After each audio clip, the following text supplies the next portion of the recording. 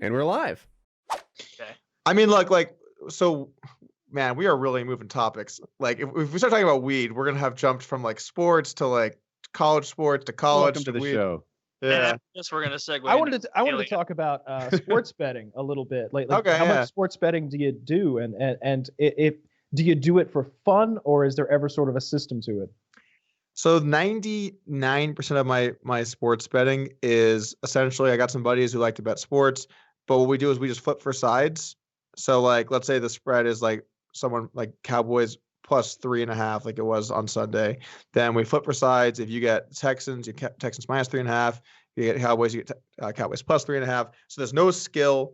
And the thing is, like, I like sports, I like watching sports, and I like betting sports, but I'm not going to do it if it's negative EV. And when you bet with the house, it's negative EV. They're taking your money to take the bet. So I just do it with friends, and we're basically like flipping a coin to see what side you get, but you know, it's a fair side, and then you watch the game, which is great.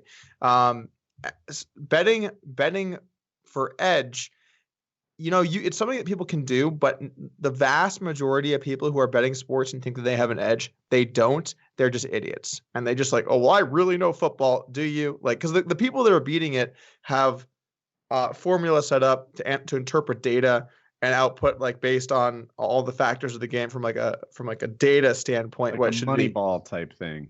Yeah, they're not like, oh, plus 3.5 looks a little big to me. Like, that's not what they're doing. You know, they're like, they're actually calculating it using data.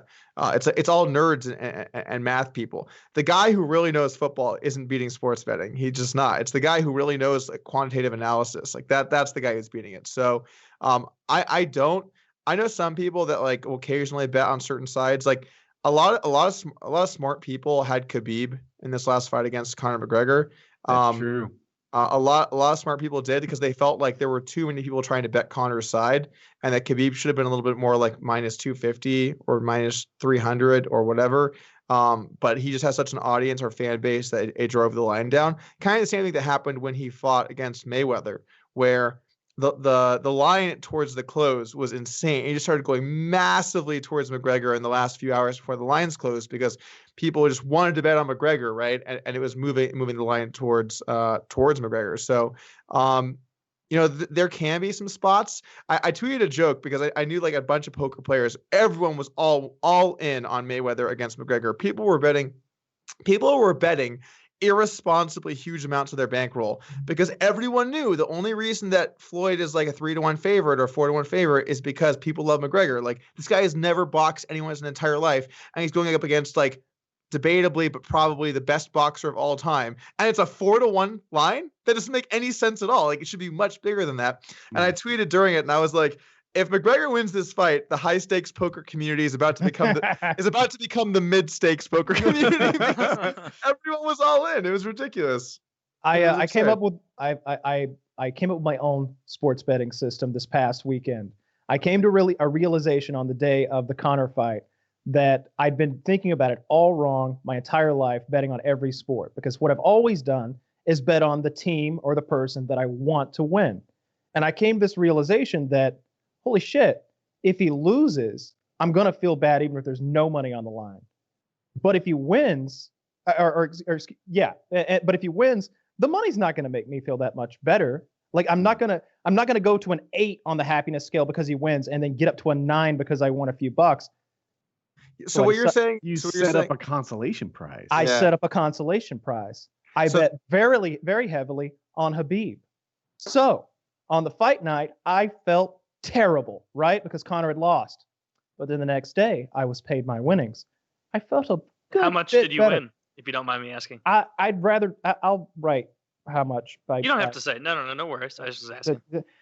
Nothing crazy, but that was the number that I felt would be a consolation prize because I really like Conor. That's a pretty solid consolation prize. It didn't get me on the happiness scale. Him losing bumps me down to like a 2. But that money gets me right back up to a 5, which is where I like to ride in life. And so I was very happy with the way things went. I lost $5 to Woody. 10. Actually, the pay-per-view numbers are in. It's over 2 million. Oh, are they? Yep, you owe me $5. Wow. And what was your bet? I won 10, lost 5. We had 3 bets. One bet was 2-1 odds, but Kyle thought Connor would knock him out in the second. Any other result and I win. So that was that was a terrible bet. Yeah, it was. well, I didn't want to hurt his feelings, but he was very enthusiastic about it. How did you? What do you? The other is I had Khabib straight up. Yeah, I pretty much scared him on that. The other was I had Khabib straight up. Straight up. Hey, and the third bet was I thought it would do less than 2 million pay-per-views because I don't know. I thought I had my pulse on just like the general excitement and vibe around it, but I guess not. It sold more than I thought. We do the betting we do here is 9 times out of 10 just for the the enjoyment of the fans. And in this case, like the silly bet from knocking Connor getting the knockout in round 2, we needed to add about 3 minutes on to the end of the show. We were at 3 hours and 57 minutes, and someone wrote, "We need 3 more minutes." And so I'm like, we should make another bet. We could bet on this. We could bet on that. We could bet on whether they wear polka dots or not. And I'm just like. 60 seconds, 67 seconds, 68 seconds, and what do you think, Woody? That was kind of the genesis of that. Yeah. Like if I were to pick, it's not a good bet. But if I were to had to pick a round and an ending, Connor second by knockout would be one of my top ones. The fact that it was that versus every other outcome makes it not a good bet. But if I had to pick one outcome, that wasn't crazy. Yeah. I could be wrong, but I kind of assume that first round knockout is always the most likely in MMA, just because fighters are the least tired, and so I imagine if you look at it on like a graph, I imagine that it drops slightly from 1 to 2, and then it drops more as you go towards 5. I've not looked at the data; I could be wrong. So if someone knows more than me, but I imagine that knockout round 1's more likely. But my thought sounds right. My thought process was that Connor, if he's going to get the KO, probably needs a round to. Not only because he's got ring rust, which has got to be a thing, but also because part of his game is like timing the other fighter. And maybe he needed a round to get that timing because he likes to throw feints and then see what you do, right? Throw feints and see what you do. Yeah. And the next round we come out and you forgot, maybe you're thinking, oh, I need to go for the high crotch or the single leg. I need to get him up for the fence and then get my hands connected around his ass. But he's thinking, I'm going to throw that feint again, and he's going to move to the left, and then he's going to catch my left. Maybe that was my thought process there. Of course, it was wrong. Watching the fight, so round 2, I almost felt like was a moral victory for Connor towards the end, when he was just surviving. Well, just hear me out. So he was surviving that like vicious ground and pound, right? Uh-huh. And I flipped for sides and I had McGregor, and I was like, this is really bad because he was just like Khabib's just like unleashing, and Connor's just like he's standing above him, just like I know, wailing. He didn't really land huge like clean shots to him. Like he survived that and got back on his feet. Round 3 was, easily the closest round of the fight. Connor started to establish some stand-up game. He denied a couple takedowns. Like round 3, I was like, man, maybe Connor's turning this thing. And then Khabib just takes him down and then just destroys him, obviously. But round 3, for a brief moment there, it looked like Connor could pull it off. If people don't know, Connor won on all 3 scorecards for round 3. Khabib has never lost a round in his career until Connor got 1 round off him. Oh, so, I didn't even know that. Yeah, there's a bit of a moral victory to be had there. But anytime you're talking about moral victories, you got your ass kicked, right?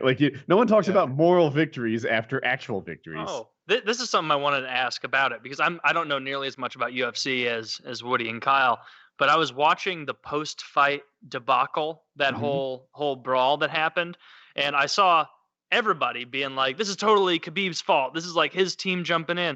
And then somebody sent me a GIF that showed Connor throwing a punch that seemed pretty early on, but I couldn't tell based on that clip if that was prior to any instigating or if that was the initial strike. I'm totally up to date on this. Yeah, I don't know. Yeah, I even have a video we could watch if you wanted to. Hang on before real quick before we Chiz is in all bold. Yeah, Chiz is in all bold. That means we got to shut the fuck up. Yeah.